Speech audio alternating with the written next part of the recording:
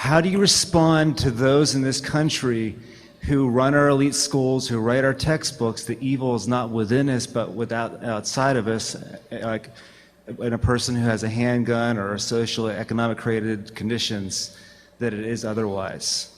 Well, since that's direct, do you want to go ahead?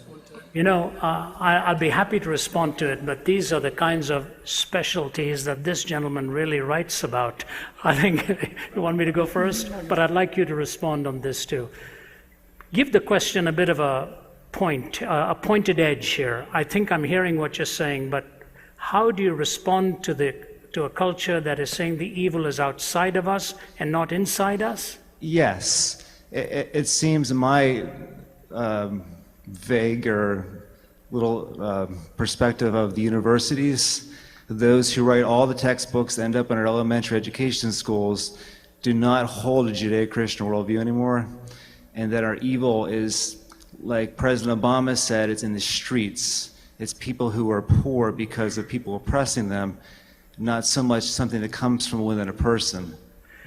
You know, then we should not be imprisoning people like Madoff and the head of Enron. We should be imprisoning their neighbors because of his environment that these people did such things.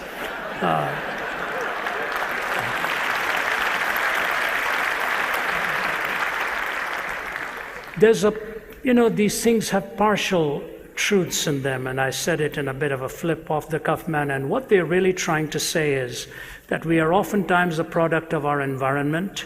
And I won't name the countries, but my wife and I were visiting there where there's a constant war going on in the border there, and we were pointed to a man who took his 12-year-old son up to the hill every day. Every day.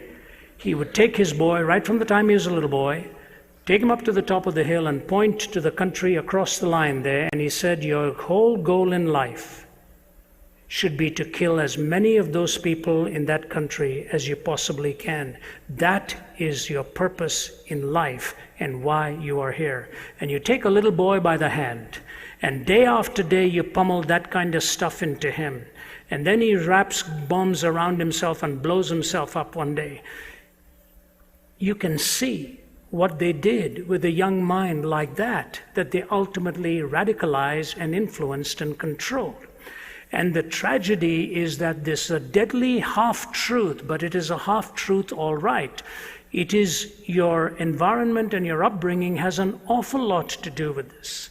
And so you watch the movies in our time. Look at the impact pornography has taken on this culture. I'm dealing with it with young men all the time as I travel, and it is a horrific thing to be trapped by, because what it actually does is destroy personhood in the process and makes you pursue a feeling rather than even a person, because no one person can ultimately bring you the happiness. It's a feeling that you're in search of, and it'll never be parked in that feeling all the time. So the environment that is conditioning our minds is taking a heavy toll. But what is conditioning the environment? Are these minds also cumulatively just the product of all kinds of ideas? Does nobody ultimately have to take any responsibility?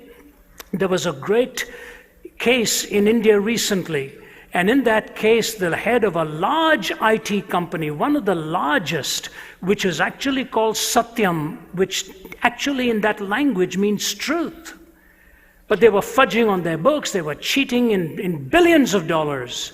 And finally he was caught, and he's in jail now. And here's what he said: my problem is this: I was riding this tiger of deceit for so long, I was afraid to get off lest it eat me up. It was not his environment. It was what he had chosen to do. So ultimately we have to have responsibility individually, not just blame the society on it. Otherwise, next thing you do, you're pushing your neighbor off a cliff because your mother didn't let you push your oats off your tray when you were a little boy, or something like that. This kind of ad infinitum reasoning, if you take away responsibility, you actually take away the possibility of any court of law dealing with any act in any nature if it is always someone else's fault. You have to ultimately have evil explained.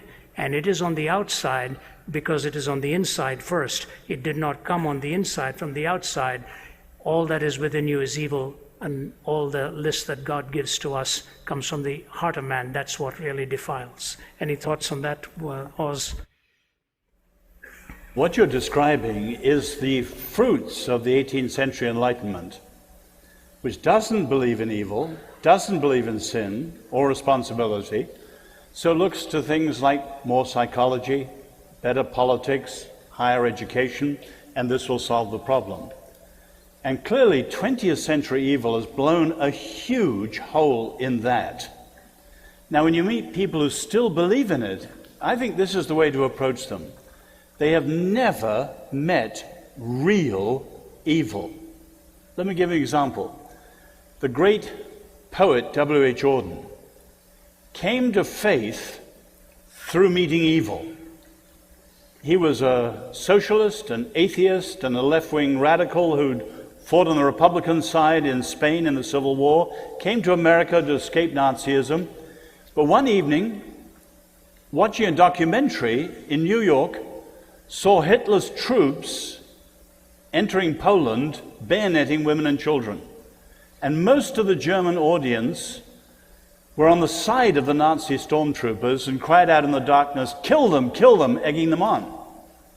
And Auden said, in 2 minutes, my whole worldview was turned around. On the one hand, I knew we were evil. I was looking at something that no psychology, no education, and no politics could ever change. This is radical evil. But then he said, I realized as a European intellectual, I'd spent all my life removing the absolutes. Everything's relative. But I wanted to say that Hitler was absolutely evil.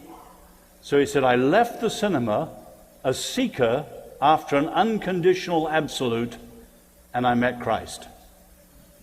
In other words, many of these people have a very shallow view of human life, and also very shallow political policies too. And it always runs aground on the rock of reality and real evil.